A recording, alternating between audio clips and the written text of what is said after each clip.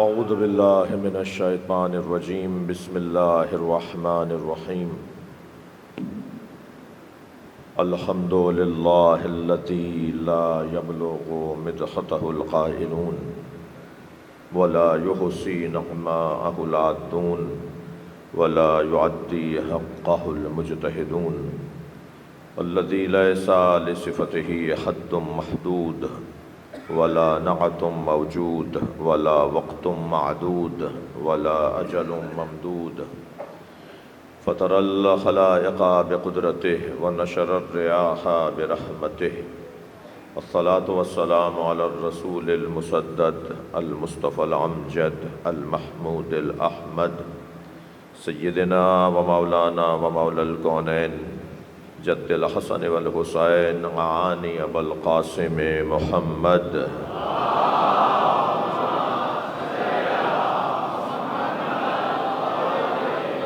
وآلہ الطیبین الطاہرین المعصومین الذین قال اللہ انما یرید اللہ لیذہب عنکم الرجس اہل البیت ویطہرکم تطہیرا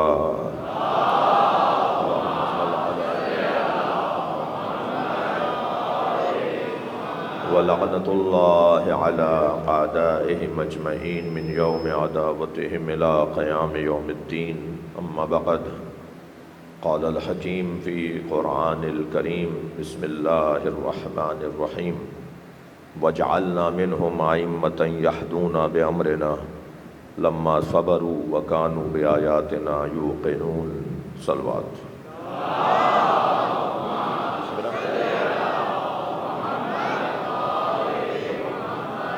ایک صلوات پڑھتے ہوئے تھوڑا آگے آئیے۔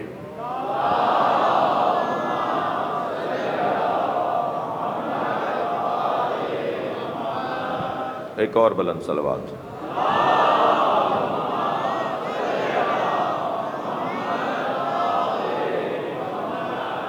اس سے بھی بلند صلوات۔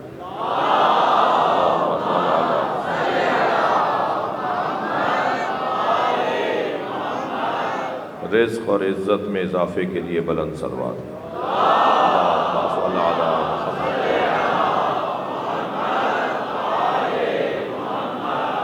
سورہ مبارکہ السجدہ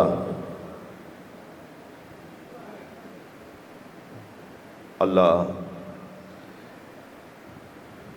فلسفہ امامت، مقصد امامت،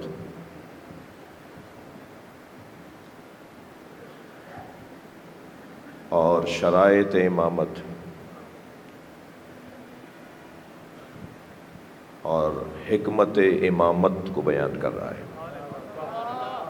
وَجَعَلْنَا مِنْهُمْ، اور ہم نے قرار دیا ہے ان میں سے، آئمتیں یہدون بِأمرنا، آئمہ کو کہ جن کا کام یہ ہے کہ وہ ہمارے امر کے ذریعے یا ہمارے امر کو ہدایت، رہنمائی اور افہام تک پہنچاتے ہیں۔ یہدون بامرنا، لما صبروا، ہم ہر ایک کو امام نہیں بناتے، کام میرا ہے، میں جانتا ہوں کہ میں کسے امام بناؤں گا۔ ہم ہر ایک کو امام نہیں بناتے، ہم جن میں سے امام بناتے ہیں تو انہیں امام بناتے ہیں جن کے ہاں صبر سب سے بلند اور زیادہ ہوتا ہے۔ لما صبروا، صبر میں جو سب سے بڑے ہوتے ہیں ہم انہیں امام بناتے ہیں۔ وَكَانُوا بِآيَاتِنَا يُوقِنُونَ، اور ہم انہیں امام بناتے ہیں جو ہماری آیات پر یقین رکھتے ہیں۔ پروردگار عالم نے ایک دفعہ نہیں، قرآن مجید میں بارہا مسلمانوں کی رہنمائی کی کہ حاکم، خلیفہ، نبی، رسول، امام بنانا مجھ اللہ کا کام ہے۔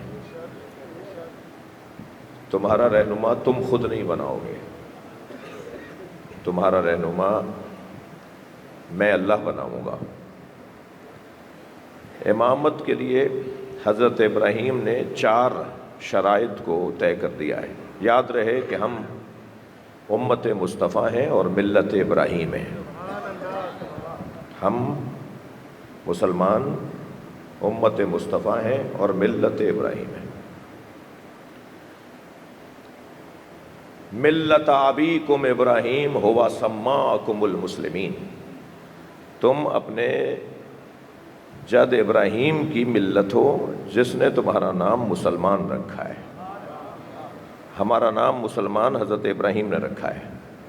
نبی کی امت کو امت مسلمہ کہنا یہ حضرت ابراہیم کی طرف سے تجویز ہوا، اور آج جو مسلمان کہلاتے ہیں وہ حضرت ابراہیم نے ان کا نام اور اسم گزاری کی تھی۔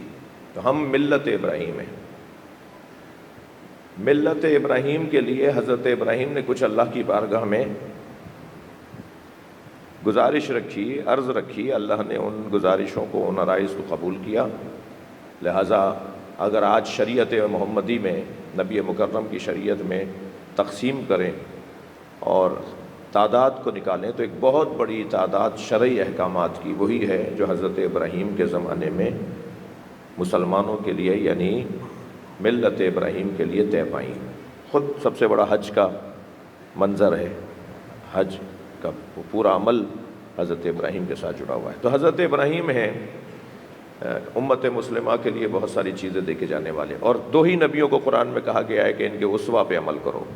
ایک حضرت ابراہیم کے لیے کہا گیا ہے قد کانت فی ابراہیم اسوۃ حسنہ، ابراہیم کے لیے تمہارے لیے، ابراہیم کے اندر تمہارے لیے اسوہ حسنہ ہے۔ اور یا نبی کے لیے کہا وَلَقَدْ كَانَ لَكُمْ فِي رَسُولِ اللَّهِ أُسْوَةٌ حَسَنَةٌ، یا سرکار کے لیے کہا کہ رسول اللہ تمہارے لیے نمونۂ عمل ہے۔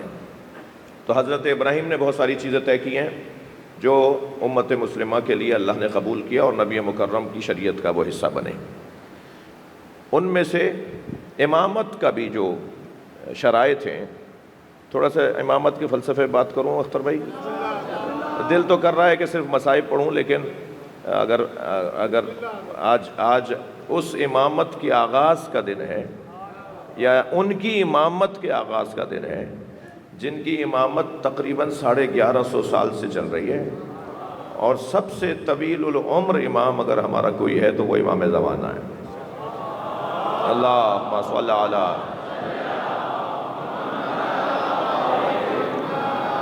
اور اگر آپ سب راضی ہوں تو صرف مصائب پڑھ کے اتر جاؤں۔ ایک صلوات پڑھیں ذرا۔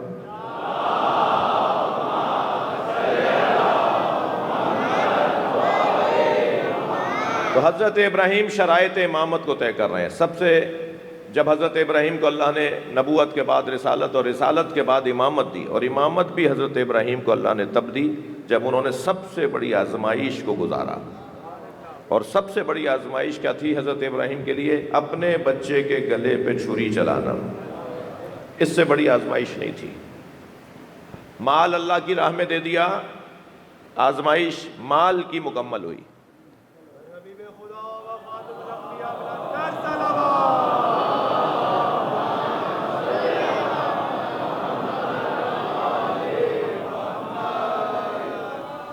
اللہم صلی علی محمد وآل محمد۔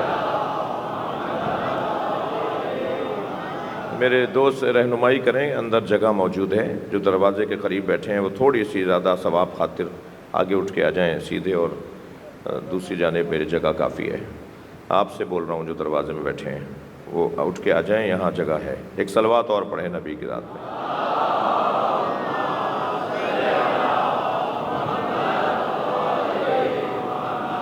اور بلند صلوات پڑھ لیں۔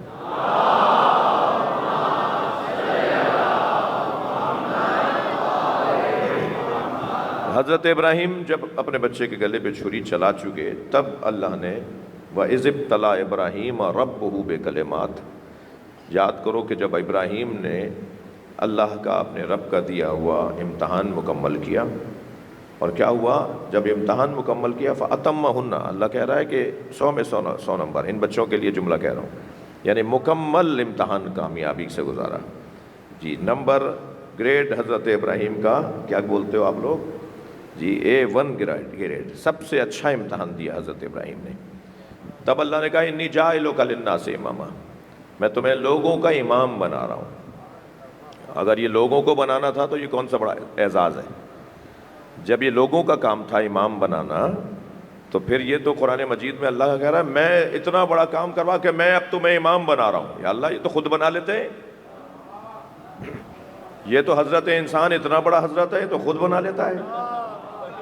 تو یہ جو قرآن میں کہا جا رہا ہے، اللہ کہہ رہا ہے میں تمہیں اب امام بنا رہا ہوں، اس کا مطلب ہے کہ اللہ کا کام ہے نا، امام بنانا اللہ کا کام ہے۔ جو اللہ کا کام کرے تم اسے اپنا رہنما مانو۔ یہ اللہ کا کام، اللہ جس کام کو اپنے اوپر لے رہا ہے، اگر کوئی کہے کہ یہ کام ہم کریں گے، یہ کتنی بڑی گستاخی ہے۔ توحید سے باہر نکلنا ہے یا نہیں؟ یہ اسلام سے خروج ہے یا نہیں؟ اسے کیا بولا جائے گا؟ اللہ نے ارشاد فرمایا میں اب تمہیں لوگوں کا امام بنا رہا ہوں، انی جاعلک للناس اماما۔ تو سب سے پہلی شرط امامت کے لیے، امامت کے لیے نص، پہلی شرط امامت کے لیے نص کا ہونا ضروری ہے۔ واضح حکم لے کر آؤ کہ مولا علی اللہ کی طرف سے امام ہے، واضح حکم لے کر آؤ کہ نبی مکرم اللہ کی طرف سے امام ہے۔ کوئی آیت لاؤ، کوئی حدیث لاؤ، کوئی ایسی واضح اور روشن بات کہ جس کے بات کے اوپر کوئی بات نہ کی جا سکے۔ نص۔ دوسری شرط وَمِن ذُرِّيَّتِي، حضرت ابراہیم نے فوراً فرمایا میری اولاد میں امامت۔ دوسری شرط امامت ہوگی تو وہ آل میں ہوگی، اصحاب میں نہیں ہوگی۔ دوسری شرط آل۔ 1,24,000 نبیوں میں تم نے آخری نبی کے لیے تو کچھ فیصلے کر لیے، مگر 1,23,999 پیغمبروں میں کوئی ایک نبی کے بارے میں بتاؤ کہ ان کے اصحاب کو ان کا جانشین بنایا گیا ہو۔ میں طالب علم ہوں، ممبر پہ بیٹھ کے بات کر رہا ہوں۔ کسی نبی کے امت میں سے ان کا جانشین نہیں بنایا گیا، ہر نبی کی آل میں سے جانشین بنایا گیا ہے، ہر نبی کی آل میں سے جانشین بنایا گیا ہے۔ مجھے مولانا ہاشمی میاں اہل سنت کے عالم کا بڑا اچھا جملہ یاد آ گیا۔ وہ فرمانے لگے کہ نبی نے کیوں فرمایا انی تارک فیکم الثقلین کتاب اللہ و عطرتی اہل بیتی، میں قرآن اور اہل بیت چھوڑ کے جا رہا ہوں۔ سرکار نے یہ کیوں نہیں فرمایا کہ میں قرآن اور اصحاب چھوڑ کے جا رہا ہوں؟ سرکار نے یہ کیوں نہیں فرمایا انی تارک فیکم الثقلین کتاب اللہ و اصحابی، میں اللہ کی کتاب اور اپنے اصحاب چھوڑ کر جا رہا ہوں۔ بہت اچھا جملہ ہے، جس کا جو محنت ہو، جس کا جو خیال ہو، اسی کے نام سے بیان ہونا چاہیے۔ وہ فرمانے لگے اس لیے نبی نے نہیں فرمایا کہ میں کتاب کے ساتھ اصحاب کو چھوڑ کے جا رہا ہوں، کیونکہ اصحاب بالآخر ختم ہونے تھے، 100 سال بعد، 200 سال بعد، 300 سال بعد، اور قرآن قیامت تک رہنا تھا، اور قرآن کے ساتھ جو قیامت تک رہ سکتا ہے اسے آل محمد کہتے ہیں۔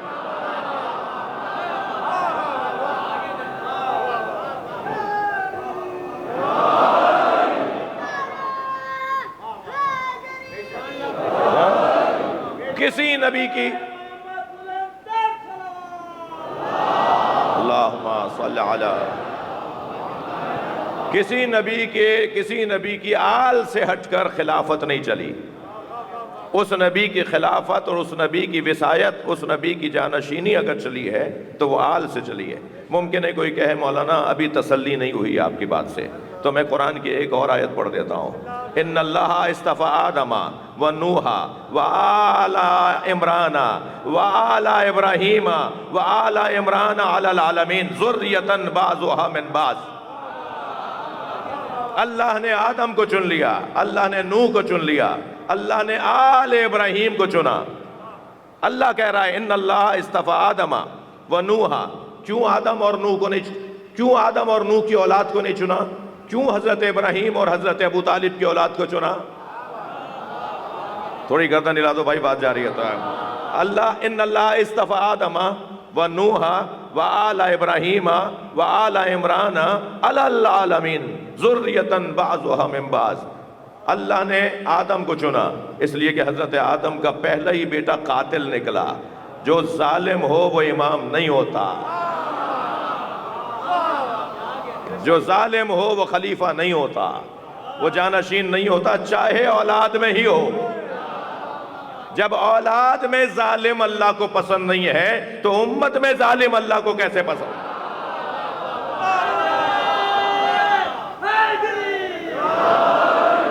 اللہ نے آدم علیہ السلام کے لیے کہا کہ ان اللہ اصطفیٰ آدم و نوحا، اور نوح کو ہم نے چنا۔ حضرت نوح کی بھی اولاد کی بات نہیں کی اللہ نے، اس لیے کہ حضرت نوح کی اولاد خود حضرت نوح کی اطاعت نہیں کرے گی۔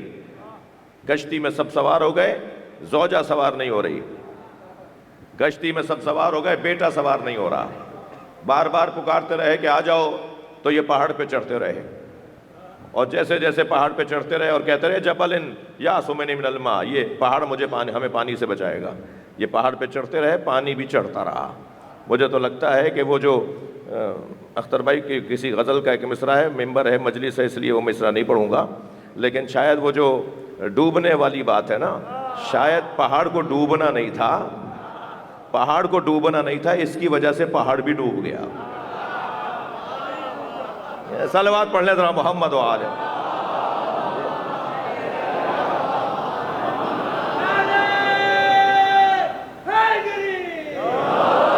اب کیا ہوا، حضرت نوح کی اولاد کو اللہ نے نہیں چنا، لیکن آل ابراہیم 600 سے زیادہ نبی، 600 سے زیادہ نبی آئے ہیں حضرت ابراہیم کی آل میں۔ یہ انبیاء بنی اسرائیل سارے حضرت ابراہیم کی اولاد میں سے ہیں، حضرت اسحاق کی اولاد ہیں، حضرت ابراہیم کے بیٹے حضرت اسحاق کی اولاد میں سے 600 سے زیادہ نبی آئے ہیں۔ آل ابراہیم کو اللہ نے چن لیا۔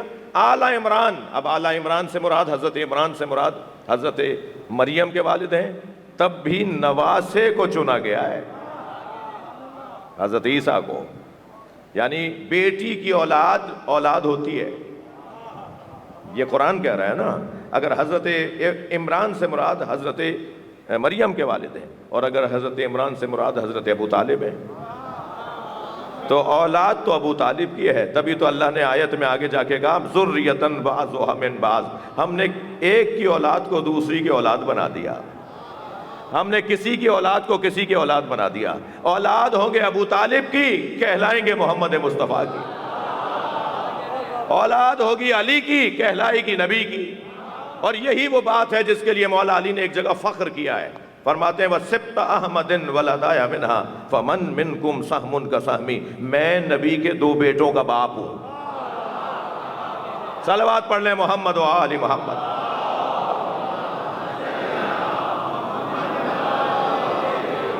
تو دوسری شرط حضرت ابراہیم نے کیا رکھی، وَمِن ذُرِّيَّتِي، میری اولاد میں سے۔ ایک صاحب کہنے لگے مولانا مولا علی کی جگہ امام حسن، امام حسن کی جگہ امام حسین، امام حسین کی جگہ امام زین العابدین، تو یہ تو مستشرقین اور مغربی لوگ اور غیر مسلم لوگ اعتراض کریں گے کہ یہ تو خاندانی بنا دیا، اگر آغا خانیوں میں اور بوہریوں میں ایسا ہے تو آپ کے یہاں بھی تو ایسا ہی ہے، اگر فلاں کے یہاں فلاں نے شام میں اپنے بیٹے کو بٹھا دیا تو آپ کے یہاں بھی تو ایسا ہی ہے۔ تو ایسے بندے کو تو میں اخلاق اسلامی کا تقاضا ہے جو ایسے لوگوں کو منہ لگا لیتے ہیں ہم، ہاں، جن کو اتنا ہی نہیں پتا، یعنی جن کو فلسفہ امامت کا نہیں پتا، جو اس جگہ آ کر اعتراض کر رہا ہو نا، تو اس سے پوچھیں کہ بھائی تم اپنا بتاؤ، ہاں، مستشرق کا، مغربی کا، غیر مسلم کا تو مسئلہ ہی امامت نہیں ہے، غیر مسلم کا مسئلہ امامت نہیں ہے، امامت اس کا مسئلہ ہی نہیں ہے۔ اسے پہلے توحید سمجھا دو، اسے پہلے نبوت سمجھا دو، پھر خود بخود اسے سمجھ میں آئے گا کہ امامت کا نظام کیا ہوتا ہے۔ یہ کیا بات ہوئی، اللہ کو مانتا نہیں ہے، رسول اللہ کا مانتا نہیں ہے، امامت پہ اعتراض کر رہا ہے۔ تو جو امامت پر اعتراض کرے اور اللہ کے رسول کو نہ مانے تو اسے کہیں پہلے اسکول میں داخلہ لو، پھر تمہیں سمجھ میں آئے گا نصاب امامت کیا ہوتا ہے۔ صلوات پڑھیں ذرا محمد و آل محمد۔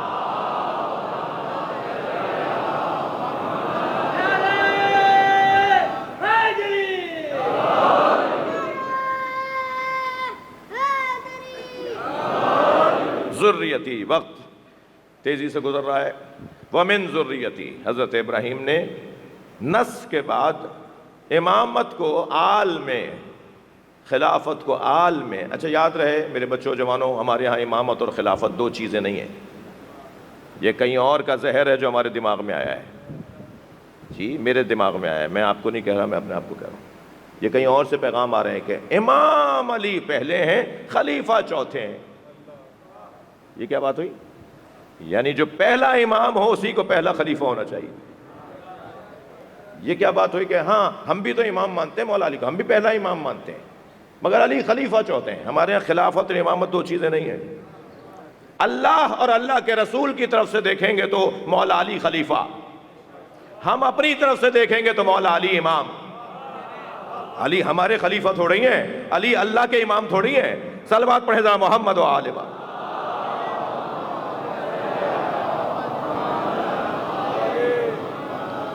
شاید میرا مجمع میرے ساتھ ساتھ نہیں چل رہا.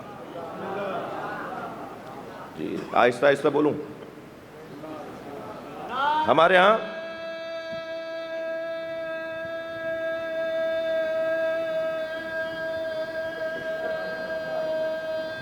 آس لگائیے.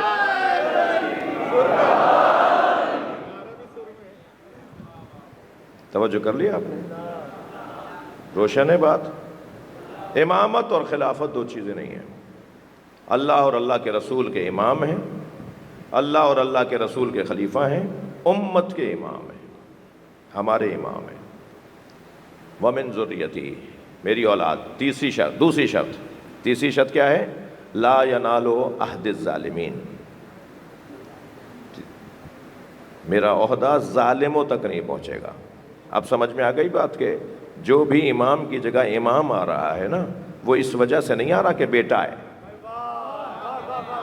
ہاں بیٹوں میں ترجیح ہے، اولاد کو ترجیح حاصل ہے، مگر ہر اولاد نہیں.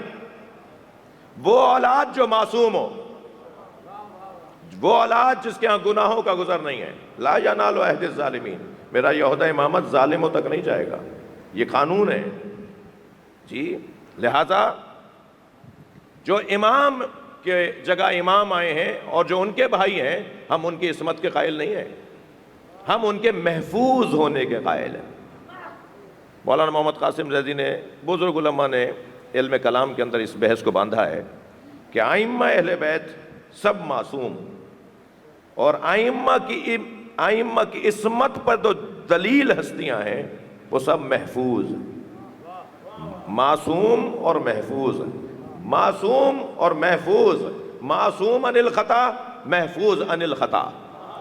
جی یعنی اگر میں لفظوں کو کہہ دوں کہ جناب زینب، جناب مولا عباس، حضرت علی اکبر، حضرت زید شہید، سید محمد ولد، خود حضرت اسماعیل جو امام جعفر صادق کے فرزند ہیں، خود حضرت اسماعیل، سید محمد ولد، یہ جو نام ہیں یہ وہ لوگ ہیں کہ جو محفوظ عن الخطا ہیں. یعنی یہ دلیل عصمت اہل بیت ہے.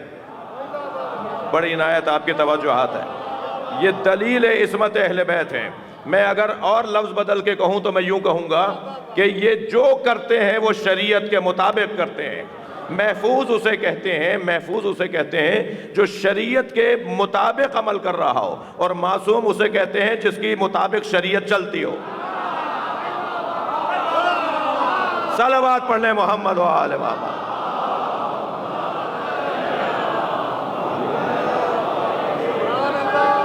جی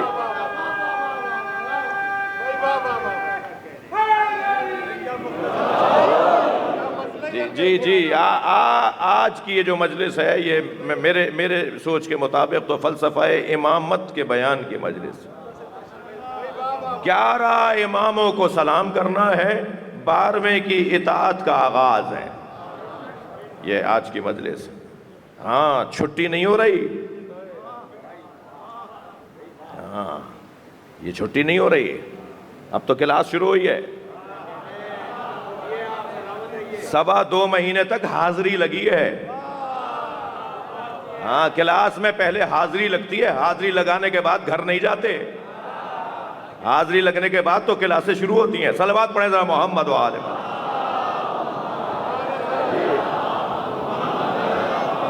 اور بلند صلوات محمد و آل محمد. اللہم صل علی محمد و آل محمد.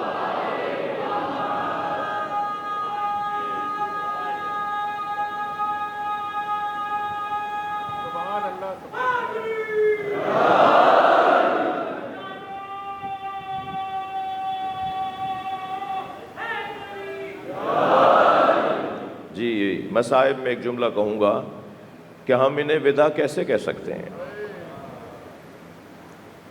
ودا کیسے کہہ سکتے ہیں؟ غم حسین ودا نہیں ہو رہا. غم حسین تو ساری زندگی کا ہے. ہاں سوگ ختم ہو رہا ہے، ہم سوگ سے باہر آ رہے ہیں. یہ جو کالے کپڑے پہنے لوگ بیٹھے ہیں، کل سے یہ کوئی اور کلر، کوئی اور رنگ بھی پہن لیں گے. جن بیویوں نے چوڑیاں اتار دی تھیں وہ کل چوڑیاں پہن لیں گی، یعنی اپنی طرف توجہ کر لیں گی. تو سوگ بڑھ رہا ہے، وہ بھی کیونکہ امام کا حکم ہے. نہ ہمارا ہنسنا اپنا ہے، نہ ہمارا رونا اپنا ہے. ہمارا غم بھی ان کا غم ہے، ہماری خوشی بھی ان کی خوشی ہے. میں کچھ کہنا چاہ رہا تھا امام عسکری کے فضائل کے حوالے سے، مگر آج کی مجلس کا جو غالب جذبہ ہوتا ہے وہ پرسے کا ہوتا ہے، یعنی آمادہ مجلس ہے، تیار مجلس ہے. جی ان مجلسوں کے لیے ہم ذاکروں کو تو خاص محنت بھی نہیں کرنی پڑتی. لوگ آمادہ ہوتے ہیں، صرف بات کرنی ہے. سوگ ختم نہیں ہو رہا، معاف کیجیے گا، غم ختم نہیں ہو رہا. امام حسین کا غم تو ہمارے ساتھ ہے. سوگ کے ایام ختم ہو کے اور شادیوں کے اور خوشیوں کے ایام کل سے شروع ہو جائیں گے. اس لیے سوگ ختم نہیں، اس لیے غم ختم نہیں ہو رہا، اس لیے غم ختم نہیں ہو رہا کہ سکینہ ابھی قید خانے میں ہے. اجرکم اللہ، اجرکم اللہ. اس لیے سوگ ختم نہیں ہو رہا، اس لیے امام حسین کا غم ختم نہیں ہو رہا کہ ابھی امام حسین کے گنبد سے سرخ پرچم اترا نہیں ہے.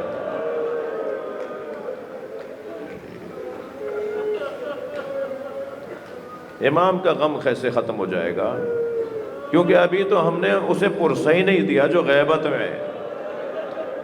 وہ تو جب ظہور فرمائیں گے اور جب وہ جہاں چاہیں گے، جب چاہیں گے آئیں گے، تو فرض کیجئے کہ اگر وہ اس امام بارگاہ میں آئے تو یہ سارا مجمع امام کو پرسہ دینے آئے گا. جی ہمارے ہاں خاص طور پر پاکستان میں اور بالاخص سندھ میں ایک طریقہ ہے نا، فاتحہ کے لیے جاتے ہیں نا. وہ جس کے گھر میں موت ہوتی ہے وہ بیٹھا ہوتا ہے، لوگ آ کے فاتحہ کرتے ہیں، دعا کرتے ہیں.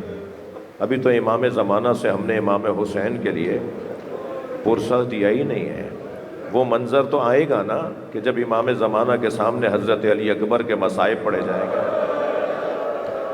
وہ تو ابھی وقت باقی ہے نا کہ جب امام زمانہ کے سامنے حضرت علی اصغر کے مصائب پڑھے جائیں گے، اور جن مصائب پر امام زمانہ خون کے آنسو روتے ہیں. ہاں خود فرمایا امام زمانہ نے، لَأَبْكِيَنَّ عَلَيْكَ بَدَلَ الدُّمُوعِ دَمًا. اے میرے جد حسین، اگر میری آنکھوں کے آنسو خشک ہو گئے تو میں آپ کے غم میں خون روں گا. یہ امام زمانہ کے جملے ہیں. اگر میری آنکھوں کے آنسو خشک ہو گئے تو میں آپ کے غم میں خون کے آنسو، خون کے قطرات میرے آنکھوں سے جاری ہوں گے. تو سب سے زیادہ جس مصیبت پر امام زمانہ گویا انہیں پرسہ دینا ہے وہ حسین کا گھوڑے سے گرنا ہے. اجرکم اللہ، اجرکم اللہ. جو جہاں بیٹھا ہے اپنی آواز کو آزاد کرے، تکلف کر کے نہ روئیں. 2.25 مہینے مجلسوں میں بہت گریا رہا، مگر ابھی آپ اس امام کے تابوت کی زیارت کریں گے جسے معتمد عباسی نے میرے مولا کو زہر دے کے مار دیا. 2 دن تک زہر کی حالت میں رہے. سنیں گے نہ بیٹھا جا رہا تھا نہ لیٹا جا رہا تھا، اور بار بار 35 سال کی عمر امام عسکری کی، کم سن ترین اماموں میں سے ایک امام حسن عسکری علیہ السلام. اور جب زہر کا اثر بڑھنے لگا تو پھر آپ نے فرمایا کہ امر امامت اللہ کی جانب سے طے شدہ ہے. جی میری جگہ کون امام ہوگا وہ تمہیں اس وقت پتہ چلے گا جب میرا جنازہ پڑھانے وہ آئے گا. امام زمانہ کو بھی میں ہاتھ جوڑ کے کہوں، مولا ہم سے پرسہ لے لیجئے، ایک نگاہ اس مجلس پر۔ آپ اس وقت کربلا میں ہیں، آپ اس وقت سامرہ میں ہیں، میرے مولا آپ کہاں ہیں اس وقت؟ مولا آپ کے لیے تو کوئی بات نہیں ہے، آپ جہاں بھی ہیں وہاں سے ایک نگاہ یہ جعفر طیار کے مرکزی مجلس میں آئے ہوئے عزاداروں پر، آئیے ان سے بھی پرسہ لے لیجئے۔ کوئی اپنے سر پہ ہاتھ مار رہا ہے، کسی کی آنکھوں سے آنسو جاری ہو رہے ہیں، کوئی اونچی آواز میں رو رہا ہے، کوئی گھٹ گھٹ کے رو رہا ہے۔ ہاں عزادارو، امام زمانہ کو پرسہ دینا ہے ان کے بابا کا، اور میں امام کی بارگاہ میں آپ سب کی آوازوں کے ساتھ کہہ رہا ہوں، مولا آپ کے بابا کے جنازے میں سارا شہر سوگ میں بند ہو گیا تھا، سامرہ کا کوئی دکان کوئی کاروبار نہیں چلا، سب بند ہو گیا، اس لیے کہ امام عسکری کا جنازہ ہے۔ آپ نے اپنے بابا کے جنازے پر ہزاروں لوگوں کے ساتھ کھڑے ہو کے نماز پڑھی، اپنے ہاتھوں سے بابا کو قبر کے حوالے کیا۔ سلام ہو امام زین العابدین پر، اجرکم اللہ، اجرکم اللہ۔ سلام ہو امام سجاد پر۔ جب بابا کے لاشے پر آئے ہیں تو بابا کا لاشا پہچانا نہیں گیا۔ ہاں عزادارو، امام حسین کا لاشا امام سجاد سے پہچانا نہیں گیا، امام کی پسلیاں کمر سے نکل رہی تھی۔ امام حسین پر اتنے گھوڑے دوڑائے گئے۔ اجرکم اللہ، اجرکم اللہ۔ حوصلہ کر کے روئیں گے، پرسہ دیں گے۔ آج کی مجلس اپنی نوعیت کی منفرد مجلس ہے۔ جب آئی ہیں جناب زینب بھائی کے لاشے پر تو بی بی سے حسین مولا کا لاشا پہچانا نہیں گیا۔ آواز دے کر کہا انت اخی زینب، کیا تم ہی زینب کے بھائی حسین ہو؟ اور پھر مدینے کی طرف رک کر کے کہا صلی اللہ علیہ یا رسول اللہ ملیک السما وہذا حسین مرمل بالدماء مقطوع الاعضاء مصلوب الامامۃ والرداء نانا وبناتک صبایا۔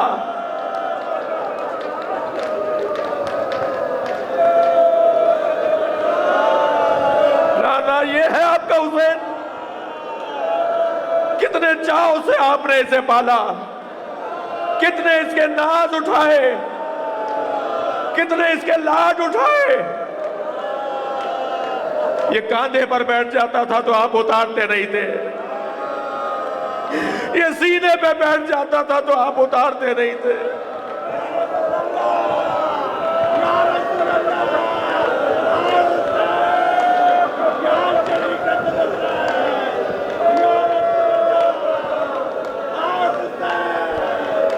نانا آپ کے حسین کا امامہ اتار کے لے گئے، نانا آپ کے حسین کے جوڑ جوڑ علیحدہ کر دیے، نانا آپ کے حسین پہ گھوڑے دوڑا دیے،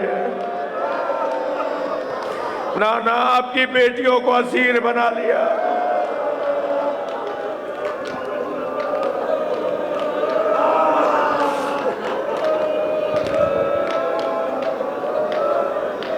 آل رسول کربلا سے کوفہ، کوفہ سے شام۔ حوصلہ کریں، آرام سے، جلدی نہیں ہے۔ ایک جملہ کل بھی میں نے تلہار کی عماریوں کی جلوس کی مجلس میں کہا، خود میں بہت دیر تک روتا رہا، وہ یہاں ہدیہ کر لوں۔ کربلا میں حسین ایک دفعہ مارے گئے مگر زینب کوفہ و شام کے ہر موڑ پر مارے گئے۔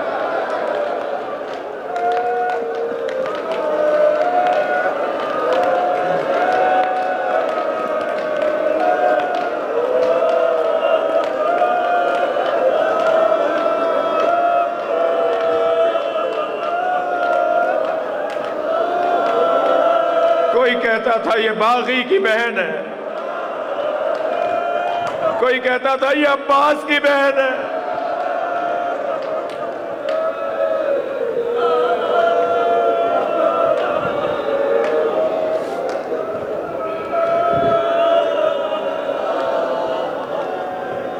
شام کا بازار تھکے نہیں.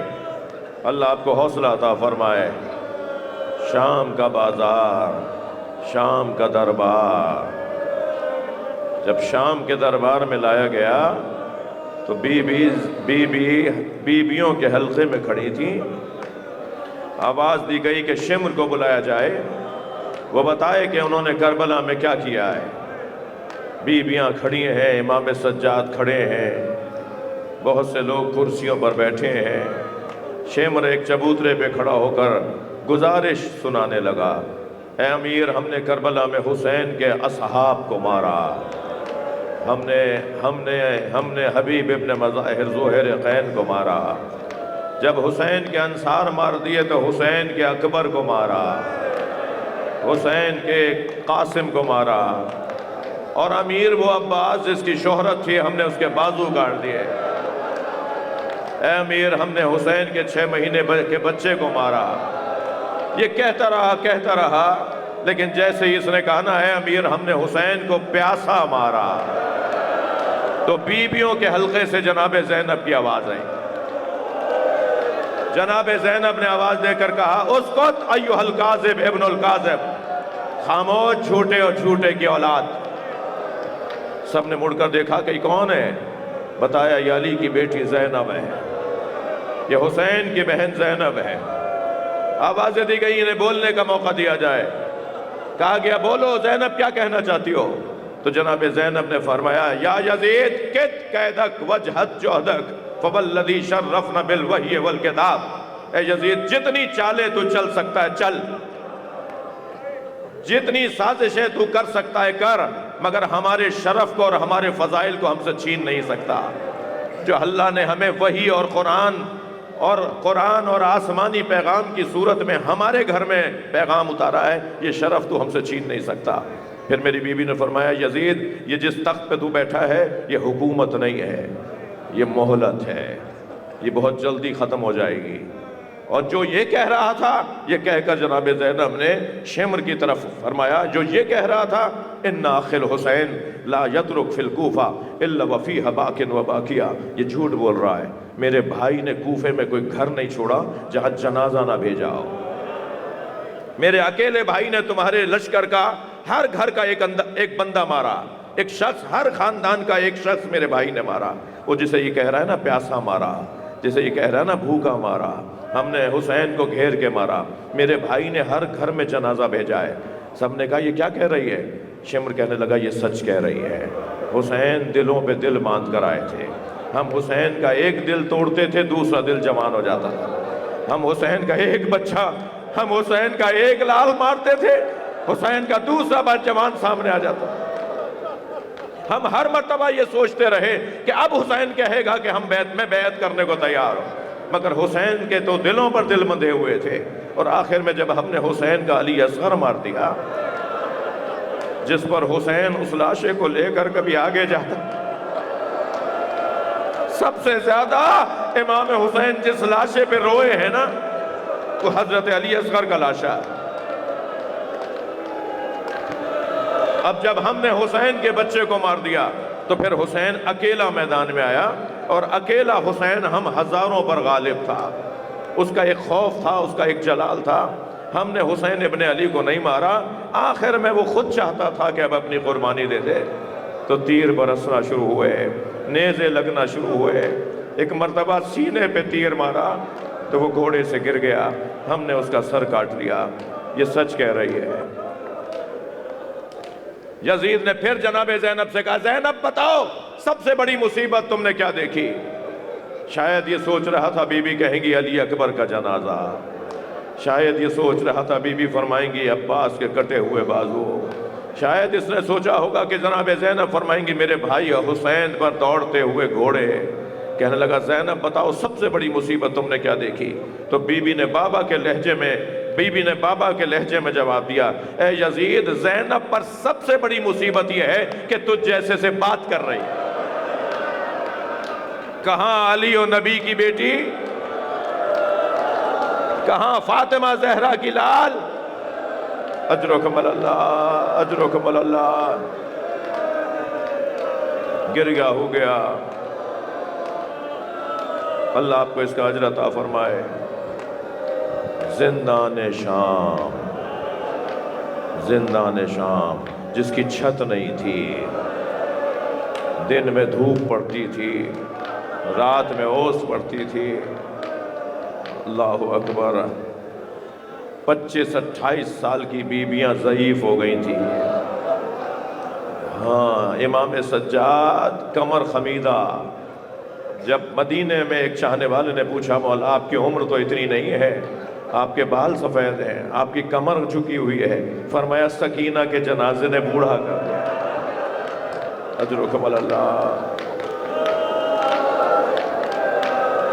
وہ ننھا سا جنازہ شام کے قید خانے میں چھوڑ کر آ گئے۔ عزادارو عزادارو اجرکم اللہ، عزادارو، جو بی بی سب سے زیادہ کہتی تھی نا مجھے گھر جانا ہے، جو بار بار کہتی تھی نا مجھے وطن جانا ہے، کبھی اس پھوپھی سے کبھی اس پھوپھی سے، کبھی ماں کے پاس آ کر کہتی تھی اماں ہم اب مدینے کب جائیں گے، اس بچی نے سب کو آزادی دلوا دی اور خود آج تک قید خانے میں۔ اجرکم اللہ۔ جب ہماریاں تیار ہو گئیں، محملیں تیار ہو گئیں، امام سجاد نے فرمایا پھوپھی اماں محملیں تیار ہیں، ساری بیویوں سے کہیے کہ آ کے بیٹھیں۔ بی بی نے آ کر دیکھا تو رنگین کپڑے لگے ہوئے تھے، جو ہماریوں پہ کپڑے لگے ہوئے تھے، چادریں، پردے لگے ہوئے تھے، وہ رنگین پردے تھے۔ بی بی نے فرمایا میں ان ہماریوں میں نہیں بیٹھوں گی۔ اجعلوہا سودا حتی یعلم الناس نحن فی عزاء اولاد زہرا، انہیں کالے کپڑوں میں تبدیل کرواؤ، یہ پردے ہیں یہ کالے کپڑوں میں تبدیل کرواؤ تاکہ جہاں جہاں سے سواریاں جائیں لوگ سمجھ جائیں کہ زہرا کے بچوں کے عزادار جا رہے ہیں، آل زہرا کے عزادار جا رہے ہیں۔ کالے کپڑوں میں تبدیل کروایا گیا۔ امام سجاد نے فرمایا پھوپھی اماں اب محملیں آپ کی پسند کے مطابق تیار ہیں، سب بیویوں سے کہیے کہ وہ آ کے بیٹھ جائیں۔ جناب زینب نے فرمایا زین العابدین سب موجود ہیں، بھابھی رباب نظر نہیں آ رہی۔ اجرکم اللہ، اجرکم اللہ۔ ہاں ایسا ہی حق ہے۔ مجھے نہیں پتا مجلس میں خواتین بھی ہے یا نہیں، چھوٹے بچوں کی مائیں بھی آئی ہوئی ہیں یا نہیں۔ فرمایا میری ماں رباب کہاں ہے مجھے پتا ہے۔ اب آگے آگے امام سجاد، پیچھے پیچھے بیویاں۔ جیسے ہی حضرت نے زندان شام کی طرف رخ کیا تو ایک بی بی کی آواز آئی اے علی بن الحسین یہ تو زندان خرابہ شام ہے۔ فرمایا 2 قدم اور آگے آئیے۔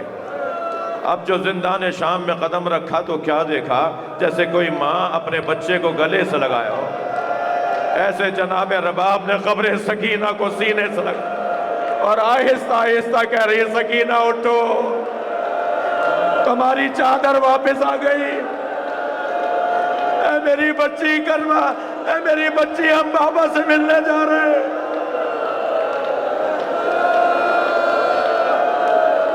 اجرکم اللہ۔ جناب زینب نے فرمایا بھابھی قافلہ تیار ہے۔ فرمان لگی زینب میرا مدینے میں کون ہے، میرا والی کربلا میں رہ گیا، میری بچی اکیلی ہے۔